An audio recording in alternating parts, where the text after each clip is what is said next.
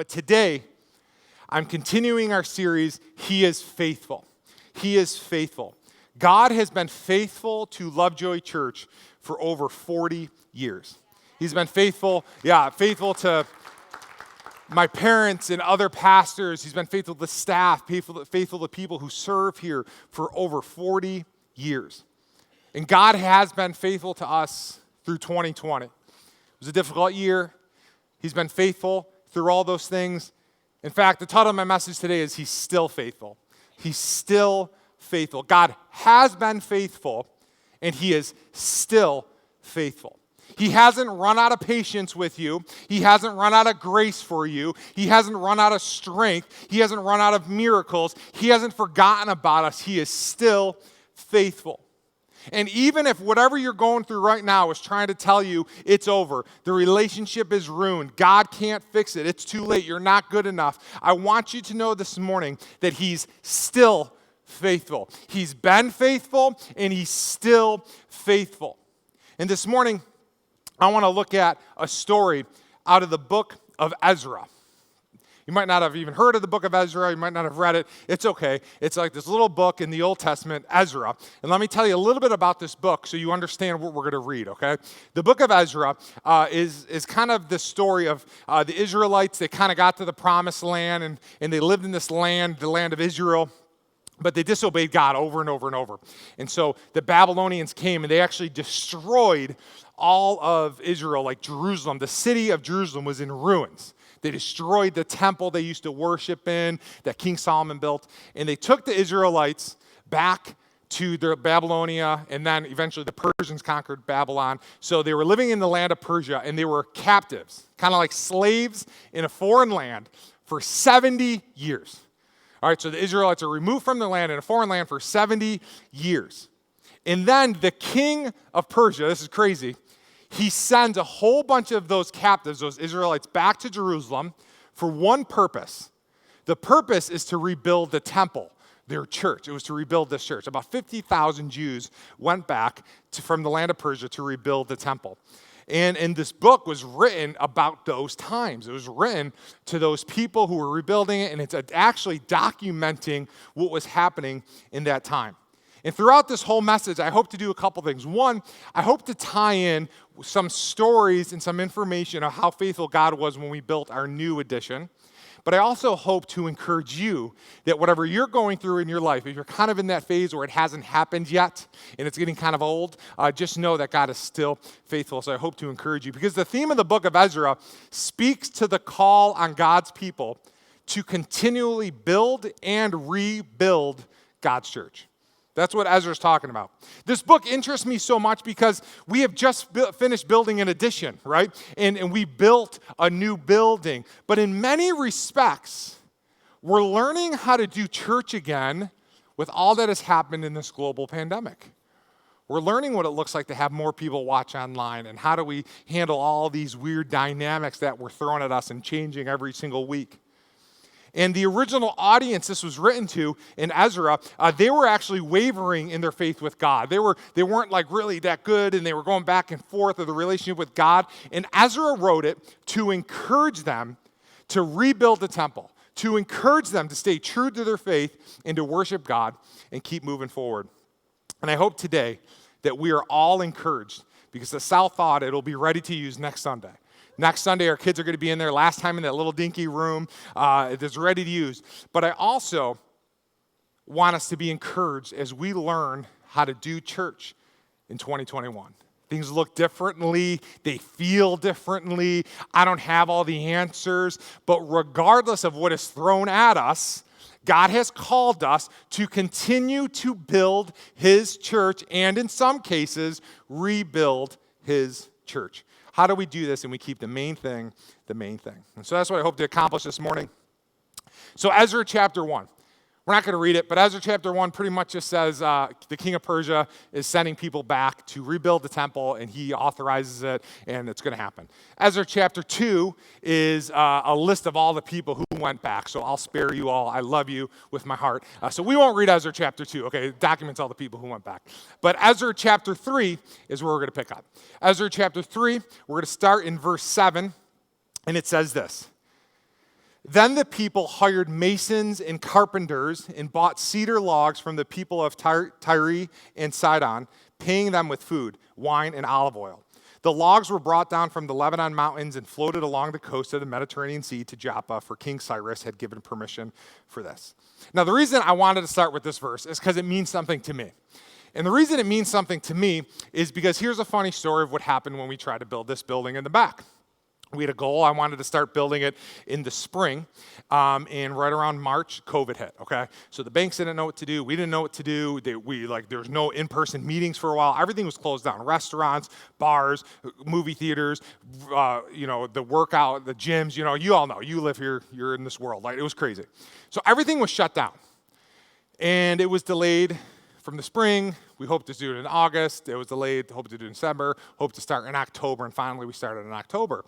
But over the summer, we weren't even sure it was actually going to happen. I mean, who knows what was going to happen in this world? It was crazy. The bank didn't know. We didn't know. I didn't know what was happening. And at one point, the contractor, they approached me, and they said, listen, there's a lumber shortage. This verse talks about they had to get their logs, their lumber.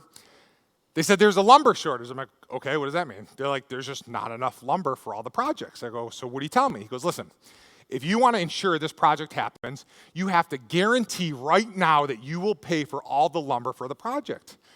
I go, okay, tell me what that means. He goes, if the project doesn't happen, you still have to pay. And I go, we do? And he goes, we'll just drop it off in the back and you'll have $40,000+ of lumber that you won't know what to do with. Sell on the black market. I don't know. We weren't even sure it was going to happen. But out of faith, I said, all right, let's do it. We got to get this thing done. And out of faith, we reserved $40,000+ of lumber that we weren't sure we were going to be able to use. But God is faithful even when it doesn't work out on my timeline. Even when you want what you want and the way you want it doesn't happen. Even when it's difficult. Even when there's obstacles to overcome and it looks like you might have made the wrong decision. God is still faithful. Say this with me. Still faithful. He's still faithful. He's still faithful over your children. He's still faithful over your family. He's still faithful over your job, over your relationships, over your income, over your retirement, over your grandkids. He's still faithful. He's still faithful. Verse 8 goes on and says this, the construction of the temple of God began in mid-spring during the second year after they arrived in Jerusalem. The workforce was made up of everyone who had returned from exile. I just want to stop there. I did some research. It was about 9 months they returned to the land. Now, let me just clarify. They had no jobs.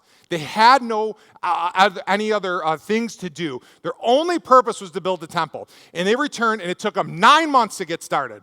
9 months to get started. What in the world would delay them from 9 months? I don't know, but boy, do I get it. Okay, if you've ever been involved with a project, I get it. It takes a long time to get things started, and a lot of delays happen to us too, but let me encourage you, just because of what you're doing, just because what you're waiting for, working towards, and praying about hasn't happened yet, it doesn't mean it won't happen, and it definitely doesn't mean that God is not faithful, because a delay doesn't mean God has denied it. A delay doesn't mean it's not going to happen. A delay does not mean that God is not faithful. In fact, there's two things I want you to remember. When there is a delay, remember this, that number one, God is developing patience in you.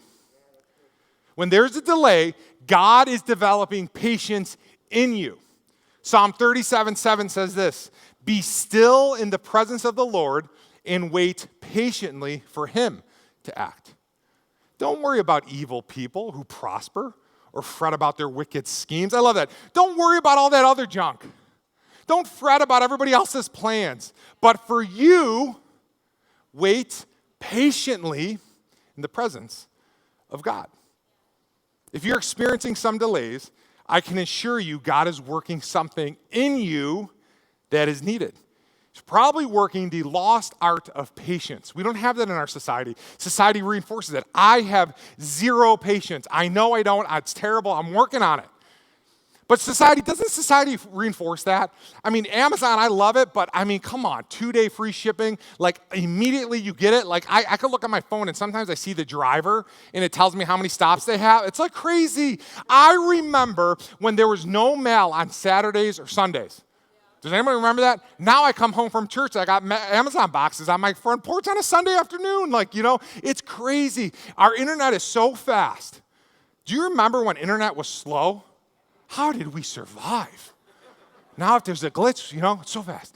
I could order food on my phone, and they bring it out to me as I pull up my car. No wait, I don't have to talk to people, and I got food. Society reinforces it. I don't know why, as your pastor, I confess, I turn into a monster when I'm at the grocery store and somebody pays with cash. I don't know why. It's like a fluke. I freak out. Oh, you're going to pay with cash? Really? You got to put all the dollars in your wallet. Don't forget your pennies. Shove them in the pot where they go. What is taking so long? I can't even use credit cards. They take too long. I just use my phone and bing, boom, I'm out. You understand? No way. Keep it. I'm out of here. I got stuff to go, right? We're in a rush. There's no patience. But maybe God is trying to develop some patience in you. And when there's a delay, a setback, don't get discouraged. Don't get frustrated. Be patient. Don't worry about all that other stuff. Easier said than done. I know, but don't worry about it. Rest and wait in the presence of God. God is developing something in you. A delay does not mean a denial. A delay does not mean a denial. Just wait patiently. Just wait. When there's a delay, remember, number 2, God is developing the circumstances around you. God is developing patience in you, but God also is developing the circumstances around you, right? Think about the new building, okay? I had my own timeline, but boy, was it delayed, and it didn't work out like I wanted. I had my own timeline. It was crazy. And all of a sudden, what happened was I'm trying to build an addition in the middle of a global pandemic. You got to understand this. When I talk to the bank and they say, how many people are meeting at your church? I go, well, physically, nobody. No one's allowed to meet. Oh, so you want to build more room for people to come, but nobody could come to your building? Yeah, well, not just that. I want to build more parking spots, too, so when these imaginary people come, they could have a place to spot. And I want to build more bathrooms so they could have a place to go. And, and they're like, oh, this is are you sure? I'm like, I think so. Yeah, that's what we want to do. Nobody can come, but we want to build it. And then on top of that, my mom was our kids pastor, and she was amazing. But she's like, hey, I'm kind of getting ready. Yeah, she's awesome, right? And she was kind of like, hey, I kind of want to just go part-time a little bit, be grandma more. And I was like, Mom, I promise you, I'm going to find a replacement for you. We're going to take care of you. You're going to have a kid. And we had no replacement. So now I'm building this building. We can't meet in person. And we don't have a replacement. We don't have a kids pastor. But we're building the building. I began to think I was a little crazy. My wife didn't tell me this at the time, but after everything worked out, she thought I was crazy as well. I actually was thankful she didn't tell me that because I might have pulled the plug. I thought it was crazy. Things were delayed. It was complicated. It was complicated. I didn't see it at the time. But God was not delaying things to punish me. He was delaying things to work out the circumstances perfectly for it all to work out properly around me. See, after we started building, God answered a prayer that I've been praying for a while. God answered a prayer. What happened? Well, God brought us Pastor Claire, our kids pastor, and Jeremy to take over. And the crazy thing about this is when I look back on it, the building like I designed, it's not a standard kids building. I look back on it and I'm like, oh boy, did I make a mistake? This is more of like a theater building. But it was almost like God said, no, I'm going to have you design the perfect building for someone that you haven't even met yet, but I know who they are. Because our kids pastor, when you meet her, it's perfect for what she does. And it's theatrical, just like how she does to reach tons of kids for Jesus. It's unbelievable that it all worked out perfectly. Why was there the delay? I don't know. I wasn't happy, but I know that God was working patience in me, and he was working the circumstances around me so things could work out for his good. God wasn't slow in coming. He wasn't forgetful, but he was faithful even when everything seemed like it wasn't working out the way it was supposed to work out. And if you don't know why it's taking so long for your prayers to be answered or for the promise God made to you to happen, it might just be that God is developing patience in you and he's arranging the circumstances around you. Just don't give up. Keep moving forward. Something else interesting to think about is the whole city was in ruins. The whole city was like rubble and ashes. It was ruins. It was destroyed. And the first place they rebuilt was the temple. Now, they did eventually rebuild the city walls, but that was about 100 years after they started rebuilding the temple. And the temple was for spiritual purposes, right, for worship. But the city walls were for practical purposes, for protection. And the Jews had a lot of enemies. And to me, the wise thing, the smart thing, and frankly, the right thing, because I'm right, would have been to build, I was joking, would have been to build the walls first, right? Because you could have built the walls, you could have protected yourselves, your family, and protected the temple. But here's the thing. God had always been their protection and source of strength. The strongest stone wall would be pointless if they didn't have God on their side. And they understood something. They understood that putting their spiritual lives in order was first and most important. And I want to tell you something. More than ever today, I feel this way, particularly with our children. The family is under heavy attack in every way imaginable. And when you destroy the family, you can destroy every healthy facet of society. Our children need a safe place to learn about God, about morals, about spiritual matters, and a place they can have fun, build friendships, and interact with others. More than ever, we need this. Even more so with kids hardly going to school and everything being digital, even more so. We need a place for people who feel comfortable to bring their kids to build healthy relationships, to learn healthy morals, to learn about God, to interact. We needed to build this temple. Verse 10 goes on. When the builders completed the foundation of the Lord's temple, the priests put on their robes and took their places to blow their trumpets. And the Levites, descendants of Asaph, clashed their cymbals to praise the Lord, just as King David had prescribed. With praise and thanks, they sang the song to the Lord. He is so good. His faithful love endures forever. Kind of like what we were just doing. You know, there were cymbals and things clashing. I got my priestly robe on right here. Get forever, kids. I don't know where it was. Then all the people gave a great shout, praising the Lord because the foundation of the Lord's temple had been laid. But many of the older priests, Levites, and other leaders who had seen the first temple wept aloud when they saw the new temple's foundation. The others, however, were shouting for joy.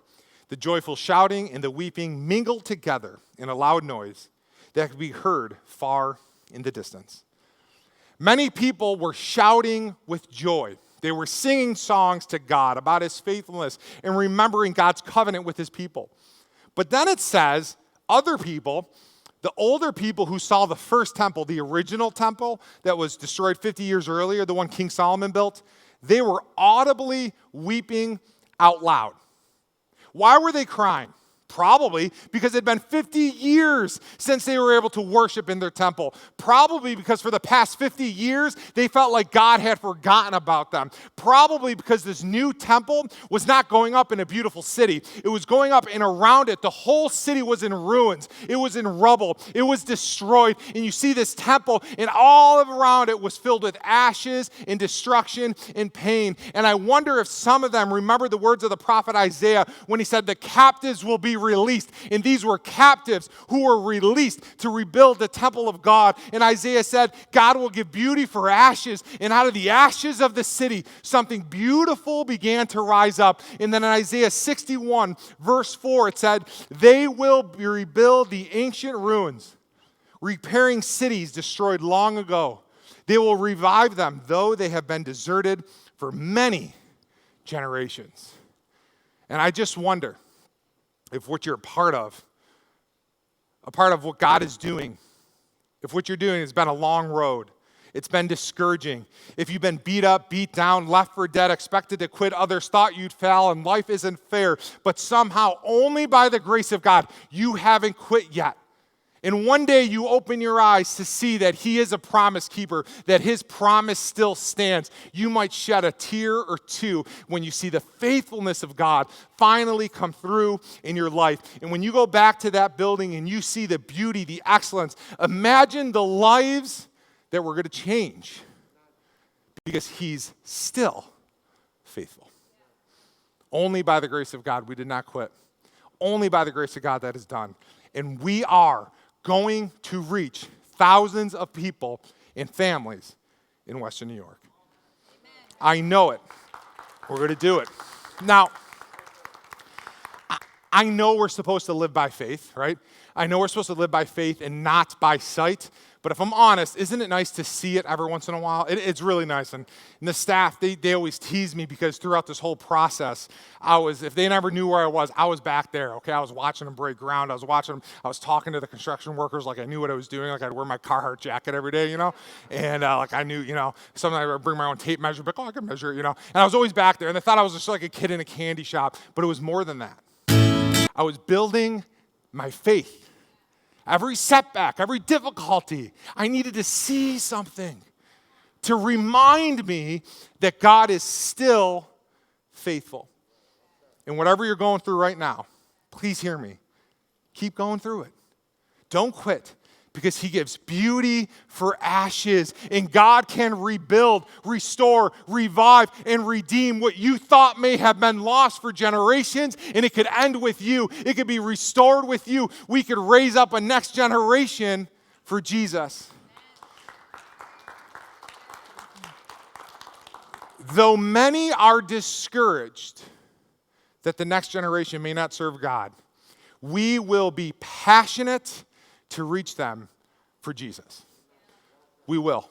Why? The book of Ezra is a reminder that God's people, are always called to build, and if needed, rebuild God's church. And we are God's people, and we will continue to do that.